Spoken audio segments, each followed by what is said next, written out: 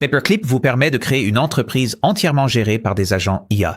Un PDG qui recrute sa propre équipe, délègue les tâches et accomplit réellement du travail. On va configurer votre agence IA de zéro pour recevoir des résultats par mail. Découvrez Paperclip, son installation sur serveur, sa connexion à la recherche et aux emails, puis le résultat du travail des agents. À la fin, vous aurez votre propre entreprise Paperclip en ligne sur un serveur avec des agents IA qui se sont organisés eux-mêmes et ont produit quelque chose de concret. Alors, tout d'abord, qu'est-ce que Paperclip exactement? Paperclip est un outil qui vous permet de gérer une entreprise ou une équipe au sein d'une entreprise presque entièrement grâce à l'IA. Au lieu d'utiliser un chatbot IA pour accomplir une tâche à la fois, Paperclip vous permet de configurer plusieurs agents IA, de leur attribuer à chacun un rôle et de les faire collaborer sur des tâches sans que vous ayez à leur dire quoi faire ensuite. La meilleure façon de se le représenter, c'est comme ceci. Si un agent IA est un employé, Paperclip est l'entreprise. L'agent est un seul travailleur. Paperclip, c'est tout le bureau. L'organigramme, les objectifs, le budget, les règles, vous fixez la direction et l'IA s'occupe du travail. Voici comment cela fonctionne, en termes simples. Vous créez une entreprise dans Paperclip et vous lui donnez un objectif, comme produire une synthèse quotidienne des actualités technologiques. Vous embauchez un agent PDG et ce PDG lit l'objectif et commence à prendre des décisions. Il embauche d'autres agents, comme un CTO pour gérer la partie technique, un CMO pour le contenu. Il délègue les tâches et toute l'équipe se met au travail. Chaque agent s'active selon un planning, vérifie s'il a du travail à faire, l'exécute, puis retourne en veille. Votre entreprise tourne H24 en toute autonomie. Lancé en mars 2026, Paperclip est l'un des projets open source en IA à la croissance record en quelques semaines. Gratuit et open source, vous pouvez l'exécuter sur votre propre serveur. Ce logiciel jeune, en plein développement, reçoit souvent des nouveautés. C'est le moment idéal pour l'essayer. On utilise ici un VPS car Paperclip doit tourner en continu, contrairement à un simple ordinateur portable.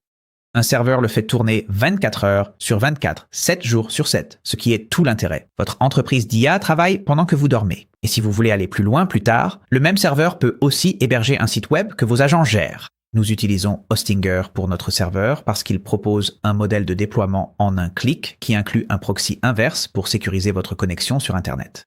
J'ai un lien qui vous offre 10% de réduction supplémentaire en plus des promotions déjà en cours chez eux. Pour commencer, utilisez le lien affiché à l'écran ou cliquez sur le premier lien dans la description ci-dessous. En utilisant ce lien, vous arriverez sur cette page et je tiens à préciser que Hostinger propose une garantie de remboursement de 30 jours. Donc, vous pouvez suivre ce processus sans engagement. Je vous recommande de passer du forfait KVM2 au forfait KVM1. KVM1 vous donne suffisamment de ressources pour faire tourner Paperclip et quelques services sur le même serveur. Une fois que vous avez effectué ce changement, cliquez sur Déployer. Cela vous amènera à cette page de panier où vous pouvez voir que la remise supplémentaire de 10% Medix Media a déjà été appliquée à votre commande. La première chose à faire est de modifier la durée de votre commande. Vous pouvez choisir 1 mois, 12 mois ou 24 mois. Vous devez choisir au moins 12 mois pour profiter du coupon. Si vous choisissez 1 mois, il sera supprimé. Choisissons 12 mois pour le prix initial le plus bas. Vous profitez d'un domaine gratuit la première année, idéal pour un futur site web. Vous pouvez aussi ajouter des sauvegardes et choisir l'emplacement du serveur. Je vous recommande de choisir le serveur le plus proche de chez vous ou celui qui offre la latence la plus faible. Une fois que vous avez configuré vos paramètres sur la page du panier, cliquez sur Continuer. Ensuite, inscrivez-vous pour créer un compte. Vous pouvez utiliser Google, GitHub ou votre adresse email. Personnellement, je vais utiliser mon adresse email. Puis, sur la page suivante, saisissez votre adresse de facturation et vos informations de paiement pour finaliser votre commande. Vous verrez un écran de confirmation et vous pouvez cliquer sur le bouton ou attendre la fin du compte à rebours. Hostinger a maintenant mis en place un serveur pour nous et il est temps de configurer Paperclip lui-même. Cette page pourrait avoir un aspect légèrement différent au moment où vous regardez cette vidéo, car Paperclip et Hostinger sont régulièrement mis à jour. Le premier champ est celui du nom de l'administrateur. Vous pouvez simplement le laisser tel quel. Ensuite, vous avez le champ de l'adresse email de l'administrateur. Utilisez ceci pour Paperclip. Saisissez votre email. Puis, pour le mot de passe admin, Hostinger en a déjà généré un sécurisé pour vous. Pour utiliser ce mot de passe, cliquez sur l'icône en forme d'œil pour l'afficher, copiez le mot de passe et enregistrez-le dans un endroit sûr. Ou vous pouvez toujours définir votre propre mot de passe ici. Ensuite, il vous est demandé de connecter un fournisseur d'IA via une clé API. Je vais vous montrer plus tard dans cette vidéo comment connecter votre compte d'abonnement Open.ai Codex. De cette façon, au lieu de payer à l'utilisation via l'API, vous utilisez votre abonnement OpenAI. Pour ces autres fournisseurs, cependant, je vous recommande fortement d'utiliser la clé API plutôt que d'essayer d'utiliser votre abonnement, car cela pourrait potentiellement enfreindre les conditions d'utilisation de ces fournisseurs d'IA. Pour connecter l'un de ces modèles, comme Anthropic, récupérez le lien sous le champ, ouvrez-le dans un nouvel onglet, puis suivez les étapes pour ajouter du crédit à votre compte et obtenir une clé API. Ensuite, saisissez cette clé API ici. Mais comme je l'ai dit, je vais vous montrer dans cette vidéo comment connecter OpenAI Codex. Donc, nous allons simplement cliquer sur Déployer. Sur la page suivante, ignorez le sondage si besoin. Faites défiler et cliquez sur Passeur. Puis, connectons OpenAI Codex à votre trombone. Vérifiez d'abord vos paramètres OpenAI. Dans un nouvel onglet, ouvrez votre compte Open.ai en allant sur chatgpt.com, puis accédez à votre compte en bas à gauche et cliquez sur Paramètres. Ensuite, sur la page de sécurité, faites défiler jusqu'en bas et assurez-vous que l'option « Activer l'autorisation par code d'appareil pour code CS » est activée. Si vous sautez cette étape, la suivante vous donnera une erreur et vous devrez tout recommencer. Une fois que vous avez fait cela, vous pouvez fermer l'onglet ChatGPT. Maintenant, en haut à droite de cette page du gestionnaire Docker, cliquez sur « Terminal ». Cela ouvre le terminal web qui, si vous n'en avez jamais utilisé un auparavant, peut sembler un peu intimidant. Mais en réalité, tout ce que vous faites, c'est taper quelques mots pour communiquer avec l'ordinateur au lieu de cliquer partout avec votre souris. Je vais vous donner ici les commandes exactes dont vous avez besoin pour connecter votre compte Codex. D'abord, cliquez en bas, puis tapez Docker PS et appuyez sur Entrée ou Retour sur votre clavier. Cela va générer une réponse. La réponse comporte deux éléments différents. L'un d'eux est votre projet Paperclip et l'autre est Traffic. Dans la colonne des noms, vous verrez l'ID du conteneur pour Paperclip. Allez-y et double-cliquez dessus pour le sélectionner, puis faites Commande-C ou CTRL-C pour le copier. Ensuite, cliquez de nouveau en bas, tapez Docker exec it, exactement comme je le fais ici à l'écran, mettez un espace, collez votre ID de conteneur, utilisez la flèche droite pour désélectionner cet ID de conteneur, ajoutez un autre espace, puis tapez /bin/bash. Ensuite, appuyez sur Entrée ou Retour sur votre clavier. Vous n'allez pas recevoir de réponse, mais vous remarquerez ici que cela passe de route à servez, suivi d'un numéro, puis de node @, suivi d'une chaîne de chiffres et de lettres. Maintenant, au lieu de simplement communiquer avec le serveur, nous communiquons avec le projet Paperclip spécifique. Ensuite, tapez codex login -device-auth, exactement comme je le fais ici à l'écran. Puis appuyez sur Entrée ou Retour. Cela va vous donner une réponse qui fournit les étapes pour vous connecter à votre compte ChatGPT. Donc, commencez par copier cette URL qui vous est fournie, ouvrez un nouvel onglet et collez-la dedans. Connectez-vous à votre compte ChatGPT. Sur la page suivante, cliquez sur Continuer. Vous serez alors invité à saisir un code. Retournez dans l'onglet Terminal et copiez le code de l'étape 2 dans la réponse. Revenez dans l'onglet ChatGPT et collez votre code. Puis cliquez sur « Continuer ». Vous êtes maintenant connecté à Codex et vous pouvez fermer cet onglet. Si vous avez fait cela correctement, vous verrez dans le terminal qu'il est indiqué que vous vous êtes connecté avec succès. C'est tout. Codex est maintenant connecté à Paperclip. Vous pouvez maintenant fermer ce terminal web. Maintenant que nous sommes connectés à OpenAI Codex sur notre serveur, ouvrons Paperclip. Sur votre page Docker Manager, assurez-vous d'être dans la vue Projet. Ensuite, ouvrez votre projet Paperclip via l'onglet Accès. Connectez-vous ici avec l'email et le mot de passe défini lors de la configuration précédente. Nous sommes maintenant connectés sur notre serveur pour lancer notre activité. Nous avons 4 onglets à parcourir ensemble. Créer les informations de l'entreprise, les informations de votre premier agent, la première tâche de votre agent, puis nous lancerons. Alors, commençons par nommer l'entreprise. Je vais appeler la mienne TechCo. Ensuite, vous devez lui donner une mission ou un objectif très général. Pour moi, en tant qu'entreprise simple, ce que je veux faire, c'est créer une newsletter par email. Un résumé des dernières actualités sur l'IA et la technologie. Donc, dans ce champ de mission, je vais saisir, trouver les plus grandes et récentes actualités technologiques et fournir le meilleur résumé quotidien au monde par email. Plus cette description sera générale, axée sur l'objectif et la mission, mieux ce sera. Une fois que vous avez saisi cela, cliquez sur Suivant. Sur la page suivante, nous allons configurer votre premier agent ou votre PDG. Par défaut, le nom de l'agent est défini sur PDG et vous pouvez le laisser ainsi. Parce que même si vous lui donnez un autre nom, la fonction de cet agent sera celle de votre PDG. Ensuite, vous devrez sélectionner le type d'adaptateur. L'adaptateur connecte Paperclip à votre fournisseur d'IA. Si vous avez configuré Cloud Code via l'API plus tôt, vous pouvez le laisser sur Cloud Code. Ou, si vous l'avez défini sur OpenAI Codex en suivant les instructions, choisissez Codex. Si vous utilisez un autre fournisseur d'IA, vous pouvez cliquer sur plus de types d'adaptateurs d'agents pour voir les autres options disponibles et sélectionner celle qui convient le mieux. Vous pouvez en fait connecter plusieurs fournisseurs d'IA différents à votre organisation Paperclip, mais chaque agent doit être configuré avec un seul fournisseur d'IA. Ce type d'adaptateur ne définit pas le fournisseur d'IA pour toute l'entreprise, seulement pour cet agent en particulier. Après avoir sélectionné votre adaptateur, vous pouvez choisir le modèle spécifique que vous souhaitez utiliser pour votre CEO. Le codex 5.3 par défaut me va, mais d'autres modèles existent peut-être désormais. Choisissez alors celui qui vous convient le mieux. Maintenant, avant de continuer, nous voulons effectuer un test pour nous assurer que notre fournisseur d'IA est bien connecté correctement. Cliquez sur Tester maintenant, et si tout est correctement configuré, vous obtiendrez la confirmation verte « Réussi » et vous pourrez cliquer sur Suivant. L'onglet suivant est l'onglet Tâches, où nous allons donner à votre CEO sa première mission. Par défaut, une tâche intitulée « Embaucher votre premier ingénieur et créer un plan de recrutement » est créée avec une description en dessous. N'hésitez pas à l'ajuster légèrement si vous le souhaitez. Par défaut, la tâche consistera à embaucher un ingénieur fondateur, rédiger un plan de recrutement, découper la feuille de route en tâches concrètes et commencer à déléguer le travail. Cette première tâche permet de lancer les choses. Vous demandez au CEO de constituer une équipe et de commencer à travailler vers la mission. Pour la plupart des gens, cela suffit pour la première tâche. Vous pourrez toujours ajouter d'autres tâches à votre entreprise plus tard, alors allez-y et cliquez simplement sur Suivant. L'onglet final est l'onglet Lancement, où vous pouvez simplement revoir tout ce que vous venez de configurer. Allez-y et cliquez sur Créer un ticket ouvert. Une fois que vous avez fait cela, vous arriverez sur une page qui vous montre la tâche que vous venez de créer. Vous pouvez voir le titre et la description de la tâche en haut. Et puis, si vous faites défiler vers le bas, vous pouvez voir une exécution en direct. C'est le PDG qui travaille activement sur cette tâche.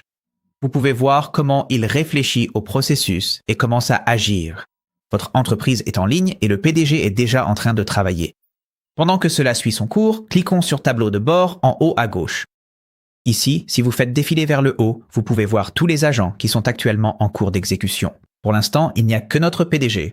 En dessous, vous avez un résumé de haut niveau de tout ce qui se trouve sur cette page. Il y a un agent activé, une tâche actuellement en cours et dans la troisième colonne, vous pouvez voir vos dépenses du mois. Si vous utilisez une API, c'est plus important que si vous êtes sur un abonnement, car chaque appel API coûte de l'argent. Vous pouvez suivre cela ici. Et ici, vous voyez, dans la quatrième colonne, que les validations en attente viennent de passer de 0 à 1. Elle attend l'examen du conseil. Maintenant, la philosophie derrière Paperclip est que tout ce qui se passe au sein de votre organisation Paperclip fonctionne comme une entreprise. Tous les employés sont des agents. Vous, l'humain, êtes le conseil d'administration. Le PDG a soumis une demande qui nécessite notre approbation. Alors allons voir cela en cliquant sur la boîte de réception à gauche. Par défaut, toutes les nouvelles embauches, ou essentiellement les nouveaux agents qui sont créés, nécessitent votre approbation. Ici, le PDG souhaite embaucher un CTO ou directeur technique. Alors allons-y et approuvons cette demande. Nous sommes redirigés vers une page de confirmation d'approbation. Et si nous cliquons à nouveau sur le tableau de bord à gauche, nous pouvons voir que le PDG réfléchit maintenant à cela en faisant le suivi de la tâche. Et dans la barre latérale de gauche, sous agent, vous pouvez voir que notre agent CTO a déjà été embauché. Immédiatement, le nouveau CTO se met au travail, comme vous pouvez le voir ici dans le tableau de bord. Et sur la gauche, sous entreprise, si vous cliquez sur Org, vous pouvez voir l'organigramme actuel de votre société, avec le PDG en haut et le CTO qui lui rapporte directement. Le PDG est responsable de la mission globale de l'entreprise. Et il délègue des tâches aux agents ou employés situés en dessous. Tout comme dans une organisation réelle, cet organigramme va s'élargir au fil du temps.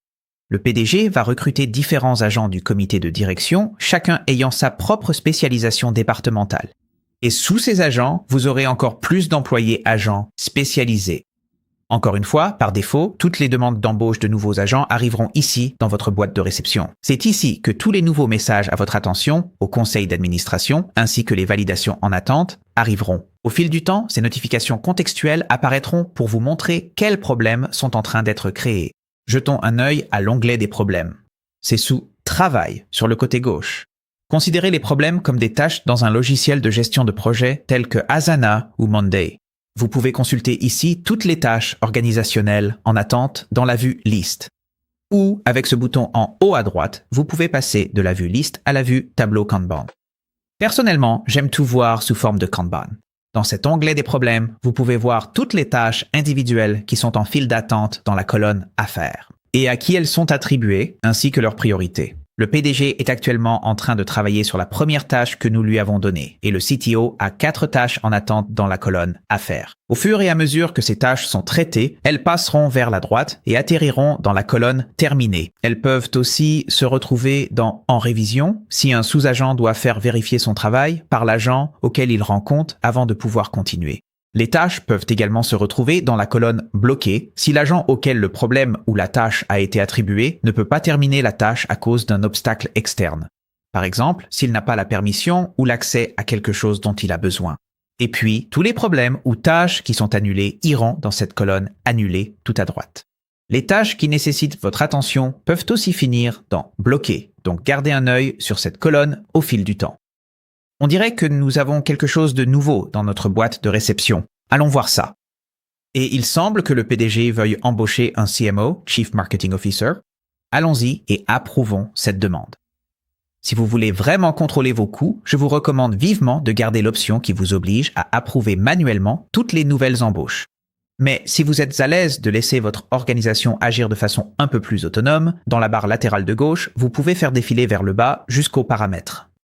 Ensuite, sur la page « Paramètres » sous « Recrutement », vous pouvez désactiver l'option « Exiger l'approbation du conseil pour les nouvelles embauches ». Cela permettra au PDG d'embaucher directement tout agent dont il a besoin sans avoir à vous demander au préalable. Si nous retournons à notre organigramme, nous pouvons voir que notre organisation est en train de s'agrandir. Avec le PDG qui orchestre et délègue des tâches à des sous-agents de la direction, chacun ayant des domaines de spécialisation spécifiques. Maintenant que nous avons vu comment l'organisation est structurée, jetons un bref coup d'œil à la page de détail d'un agent. Par exemple, cliquons sur le PDG. Retrouvez vos agents dans la barre latérale gauche et choisissez-en un. Voici 6 onglets. Le tableau de bord affiche les détails clés de cet agent. Une exécution est en cours. Le PDG est en train de fonctionner activement. L'onglet suivant concerne les instructions. Voici tous les fichiers de l'espace de travail. Ils indiquent à l'agent qui il est, quel est son rôle, quoi faire à chaque fois qu'il se réveille et à quels outils il a accès. L'onglet « Compétences » vous montre quelles compétences possède l'agent.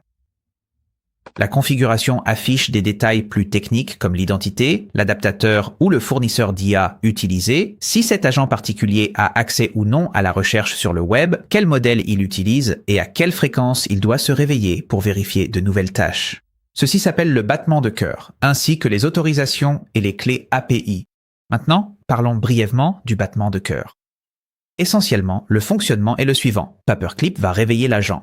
À un intervalle défini pour qu'il vérifie s'il y a du travail à faire. À chaque battement de cœur, l'agent lit la mission de l'entreprise, examine les tâches qui lui sont assignées, effectue le travail, puis retourne en veille. Vous pouvez définir cet intervalle selon ce qui vous semble pertinent. Cela peut être toutes les heures, toutes les 10 minutes, une fois par jour. Lors de la configuration, réglez l'intervalle de votre agent CEO à 600 secondes, 10 minutes, pour accélérer l'exécution, mais surveillez la consommation de jetons pour limiter les coûts. Vous pouvez également définir un intervalle plus long. Assurez-vous simplement qu'une fois que vous avez effectué des modifications de configuration, vous cliquez sur « Enregistrer ». En haut, vous pouvez également suivre les exécutions individuelles, voir toutes les exécutions en cours, ainsi que les exécutions historiques, et l'onglet final est « Budget » où vous pouvez définir le budget mensuel total par agent. À tout moment, vous pouvez attribuer une tâche spécifique à un agent en cliquant sur « Attribuer une tâche », ce qui ouvrira cette nouvelle fenêtre contextuelle. Je vais fermer ceci. Vous pouvez également exécuter le Heartbeat manuellement à tout moment en cliquant sur « Exécuter le Heartbeat ». Et si l'agent est en cours d'exécution et que vous souhaitez l'arrêter, vous pouvez cliquer sur pause. Mais nous allons simplement laisser notre PDG continuer à fonctionner. Pendant que nous étions ici à discuter de tout cela, vous pouvez voir que, puisque nous avons désactivé les validations pour le processus de recrutement, un nouvel agent a déjà été embauché, l'ingénieur fondateur. Si nous regardons l'organigramme, vous pouvez voir que le CTO a maintenant un sous-agent sous sa responsabilité. Cet ingénieur fondateur va faire un gros travail de fond et bâtir l'infrastructure requise. Pour l'instant, vos agents planifient mais n'accèdent pas encore à l'extérieur. Pour qu'ils soient réellement utiles, nous devons les connecter à des outils externes. Nous allons leur en donner 2 pour cette démo. Une API de recherche pour qu'ils puissent effectuer des recherches et une API de messagerie pour qu'ils puissent livrer un contenu concret. Vous pouvez suivre ces étapes que je vais décrire pour n'importe quel outil externe doté d'une API. Pour mon premier outil, je vais ajouter Brave Search. Nous allons donc ouvrir un nouvel onglet et aller sur brave.com. API de recherche / Sur cette page, nous cliquerons sur « Commencer ». Nous remplirons les champs pour enregistrer un nouveau compte, puis nous vérifierons l'adresse email en ouvrant notre boîte de réception et en cliquant sur « Vérifier l'email » dans le message de Brave.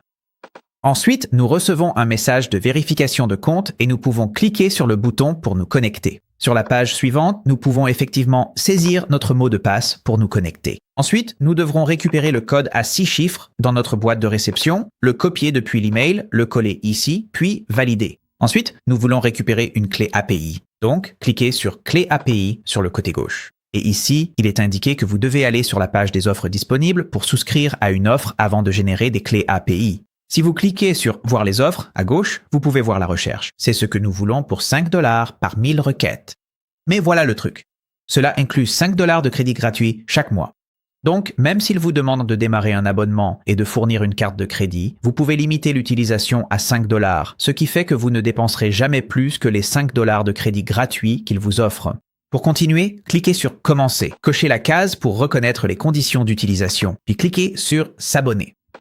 Saisissez vos coordonnées bancaires. Une fois la carte liée, cliquez sur « Définir la limite ». Fixez-la à 5 $ via « Appliquer » ou manuellement, puis cliquez sur « Créer une limite ». Ainsi, malgré la carte associée, on ne dépassera pas les crédits gratuits offerts. Cliquez sur « Retour aux clés API » sur la gauche, puis cliquez sur « Ajouter une clé API ». Donnez un nom à la clé. Nous allons l'appeler « Paperclip ». Liez-la à l'abonnement de recherche et cliquez sur « Ajouter ». Voici comment obtenir une clé API. Vérifiez que votre compte a des crédits, puis récupérez-la. Nous allons faire la même chose pour resend.com afin de pouvoir envoyer des emails avec nos agents. Ouvrez un nouvel onglet, allez sur resend.com, cliquez sur « Commencer », créez un compte avec Google, GitHub ou par email. Je vais utiliser mon email. Vérifiez votre boîte mail pour cliquer sur le lien de vérification. Voilà à quoi cela ressemble. Cliquez sur « Confirmer le compte », puis cliquez sur le bouton « Confirmer le compte ». Et maintenant, nous sommes sur resend.com. Cliquez sur « Ajouter une clé API ». Faites défiler vers le bas et cliquez sur « Envoyer un email ». Si vous allez dans votre boîte de réception, il se peut que le message arrive dans les spams, mais vous devriez recevoir un email de Resend disant « Félicitations pour l'envoi de votre premier email ». Maintenant que nous avons généré des clés API pour Brave Search et Resend, ajoutons ces clés API à Paperclip afin que nos agents puissent utiliser ces outils. Revenons sur Paperclip. Et ensuite, donnons ces outils à notre directeur technique. Sur le côté gauche, cliquez sur CTO, puis sur l'onglet « Configuration », faites défiler vers le bas jusqu'à « Autorisation et configuration », puis trouvez la section « Variables d'environnement ». Commençons par ajouter l'API de recherche Brave. Tout d'abord, nous allons créer une clé, qui est essentiellement un nom pour notre clé API. Il est courant d'utiliser des majuscules et des traits de soulignement à la place des espaces. Alors disons courageux, recherche underscore API underscore. Retournez dans votre onglet Brave et copiez la clé API. Retournez dans Paperclip et collez la clé API dans le champ de valeur. J'ai flouté cette partie car vous ne souhaitez partager vos clés API avec personne. Ce sont essentiellement des mots de passe. Si quelqu'un obtient votre clé API, il peut l'utiliser pour accéder à votre compte. Une fois la clé collée, cliquez sur Seller. Un message vous demandera de nommer ce secret. Par défaut, il lui donne le même nom que la variable d'environnement, mais en lettres minuscules. Vous pouvez donc cliquer sur OK. Désormais, au lieu d'exposer votre jeton, vous disposez ici d'un secret réutilisable que vous pouvez récupérer. Je vais vous montrer comment le réutiliser dans un instant. Ensuite, ajoutons notre clé Resend.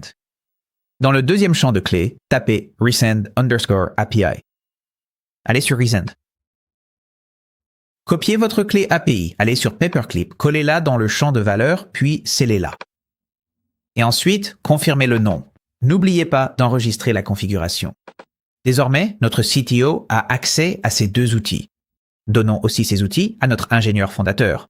Sur la gauche, cliquez sur l'ingénieur fondateur si vous en avez un ou sur tout autre agent à qui il est pertinent de donner l'accès aux outils. Faites défiler vers le bas jusqu'à la configuration. Et ici, pour tout second agent que vous ajoutez, il faudra toujours lui donner un nom ou une clé. Encore une fois, nous l'appellerons Brave Search API. Mais maintenant, si vous passez de plein à secret, vous pouvez sélectionner le Secret Brave Search API dans le menu déroulant. Et nous pouvons faire la même chose pour Resend, puis cliquer sur Enregistrer pour valider la configuration. Ceci est conçu pour fonctionner exactement comme lorsque vous donnez à certains employés d'une organisation l'accès uniquement aux outils dont ils ont besoin. Si un employé n'a pas besoin d'un outil, vous ne lui donnez pas cet outil. Mais de cette façon, vous pouvez spécifier exactement quel agent a accès à quels outils. L'agent qui a accès à quels outils dépend entièrement des objectifs et de la configuration de votre entreprise. Maintenant que notre entreprise a été organisée et configurée et que certains employés ou agents ont accès aux outils, assurons-nous qu'ils peuvent réellement faire des recherches et envoyer un email récapitulatif. En haut à gauche, cliquez sur Nouvelle demande et la fenêtre de dialogue Nouvelle demande s'affiche. Maintenant, Paperclip n'est pas un chatbot. Comme je vous l'ai montré plus tôt, cette interface fonctionne davantage comme un outil de gestion de projet. Pour que votre organisation accomplisse des tâches, vous devez créer une tâche, ou dans Paperclip, on les appelle des issues. La première issue manuelle que nous devrions créer ici est de nous assurer que les agents ayant accès aux outils peuvent effectivement les utiliser. Nous pouvons donc intituler l'issue quelque chose comme « Tester les outils ». Attribuons-la en cliquant sur « Assigner à » et sélectionnons le CTO. Si vous le souhaitez, vous pouvez ajouter un projet. Nous pouvons l'ajouter au projet d'intégration ici, qui a été créé pour nous par défaut. Et ensuite, nous devons décrire les détails du projet. Je vais donc indiquer que j'ai donné au CTO et à l'ingénieur fondateur l'accès à l'API Brave Search et à l'API Resend. Vous devez vous assurer que ces agents peuvent utiliser ces outils avec succès. Les deux agents doivent effectuer un test en faisant des recherches, en compilant un exemple de synthèse, puis en m'envoyant un email avec les résultats. Notez que tout agent futur ayant besoin d'accéder à ces outils devrait y avoir accès automatiquement. Dans la partie inférieure de cette boîte de dialogue de création de tickets, vous pouvez définir le statut de ce ticket. Affaire est parfait pour cela. Vous pouvez définir le niveau de priorité. Je vais le définir sur critique. Et vous pouvez ajouter du contexte supplémentaire avec des étiquettes et même télécharger des fichiers si vous avez besoin d'ajouter des photos, des documents ou autre chose de ce genre. Allons-y et cliquons sur créer un ticket. Si nous cliquons sur notre boîte de réception, nous pouvons voir que la tâche Test Tools est maintenant en ligne. Et si nous cliquons dessus et faisons défiler vers le bas, nous pouvons voir que le CTO est en train de lire les détails de la tâche et de travailler dessus. Il vient même de mettre à jour le statut en cours. Je vais laisser quelques minutes pour le traitement et j'accélérerai jusqu'aux résultats dès qu'ils seront disponibles. Maintenant, pendant que cela s'exécute, je veux souligner que pour les tâches plus générales, je recommande en fait d'assigner les tâches à votre PDG. Pour cette tâche de test, nous savions exactement quels agents devaient être responsables de tester ces outils. Mais dans le cas où vous souhaitez faire quelque chose de grand et à l'échelle de l'organisation pour atteindre vos objectifs, le PDG est le meilleur agent, parce qu'il peut déléguer des parties plus petites de cette tâche à des agents spécifiques. Mais bien sûr, n'hésitez pas à assigner les tâches à l'agent qui vous semble le plus approprié, si vous souhaitez être un peu plus précis. Et économisez un peu sur l'utilisation des jetons, ce qui accompagne toute la délégation et la réflexion que font le PDG et les agents de haut niveau. D'accord, un peu de temps s'est écoulé, j'ai avancé rapidement.